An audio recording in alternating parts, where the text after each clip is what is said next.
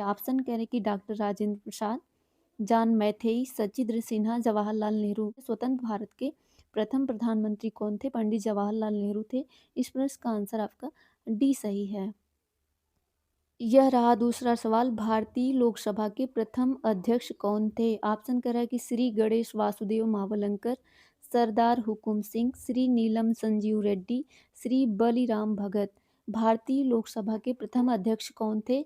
श्री गणेश वासुदेव मावलंकर। पहला ही आंसर इस प्रश्न का आपका बिल्कुल सही आंसर है। यह रहा थर्ड नंबर सवाल, प्रथम लोकसभा के अध्यक्ष, वही शायद सवाल हो गया। तो इसका आंसर आपका क्या सही है? जीवी मावलंकर सही है, ध्यान रखना है, यह सवाल रिपीट हो गया। अगला फोर्थ नंबर सवाल, नोबेल पुरस्कार जीतने वाले पहले भारतीय कौन थे? ऑप्शन कह रहे हैं कि रविन्द्रनाथ टैगोर, एस भटनागर, जेसी बोस, सीवी रमन। नोबेल पुरस्कार जीतने वाले पहले भारतीय कौन थे? रविन्द्रनाथ टैगोर। इस प्रश्न का आंसर आपका पहला ही सही है। अगला 5 नंबर सवाल बहुत ही महत्वपूर्ण सवाल है, निम्नलिखित में से कौन सी दक्षिण भारत की सबसे लंबी नदी है? नर्मदा है, तुंगभद्रा है, गोदावरी है, कृष्णा नदी है। इनमें से कौन सा दक्षिण भारत की सबसे लंबी नदी कहलाती है? गोदावरी कहलाती है। इस प्रश्न का आंसर आपका सी आंसर बिल्कुल सही आंसर है। 6 नंबर सवाल, भारत का एकमात्र सक्रिय ज्वालामुखी कौन सा है? इन सवालों को आपको हल्के में नहीं लेना है क्योंकि बहुत ही अच्छे सवाल हैं। इसी तरह के सवाल आपके एग्जाम के अंदर आपको मिलेंगे। लेट्स रिवीजन पे पहली बार है, परीक्षा तक आपको सब्सक्राइब करके रखना है क्योंकि कम्युनिटी पोस्ट के माध्यम से, शॉर्ट वीडियो के माध्यम से, लॉन्ग वीडियो के माध्यम से बहुत ही अच्छे अच्छे सवाल आपको रोज़ देखने को मिलते हैं।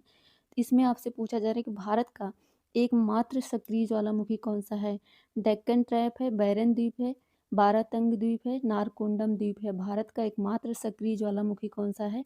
बैरन द्वीप है। बी आंसर इस प्रश्न का आपका सही आंसर है। अगला 7 नंबर सवाल, हमारे सौरमंडल का सबसे छोटा ग्रह कौन सा है? कह रहे कि बुध है, पृथ्वी है, मंगल है, शुक्र है। हमारे सौरमंडल का सबसे छोटा ग्रह कौन सा है? बुध है। पहला ही आंसर आपका सही है। बड़ा ग्रह पूछा जाए तो बृहस्पति है। सौरमंडल का सबसे छोटा ग्रह आपका कौन सा है? बुध है। पहला ही आंसर इस प्रश्न का आपका बिल्कुल सही आंसर है। कि भारत का राष्ट्रीय धरोहर पशु कौन सा है? शेर है, घोड़ा है, बाघ है, हाथी है। भारत का राष्ट्रीय धरोहर पशु या विरासत पशु कौन सा है? आपका हाथी है। डी आंसर सही है। ध्यान रखना है, छोटा सा सवाल है। कई बार छोटे सवाल एग्जाम के अंदर जल्दबाजी के चक्कर में गलत हो जाते हैं। तो इस प्रश्न का आंसर आपका कौन सा सही है? डी आंसर सही है। भारत का राष्ट्रीय धरोहर पशु पूछा जाए या विरासत पशु पूछा जाए तो हाथी है, आपको ध्यान रखना है। अगला 9 नंबर सवाल, निम्नलिखित में से कौन मरणोपरांत भारत रत्न से सम्मानित होने वाले पहले व्यक्ति थे?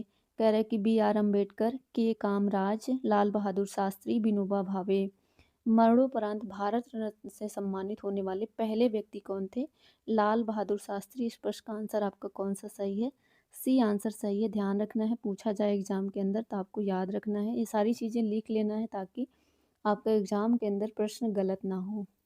10 नंबर सवाल कह रहे हैं कि यूपी होमगार्ड दिवस कब मनाया जाता है? 5 अक्टूबर को, 6 दिसंबर को, 8 नवंबर को, 6 जनवरी को। यूपी होमगार्ड दिवस हर साल आपका कब मनाया जाता है? 6 दिसंबर को। इस प्रश्न का आंसर आपका कौन सा सही है?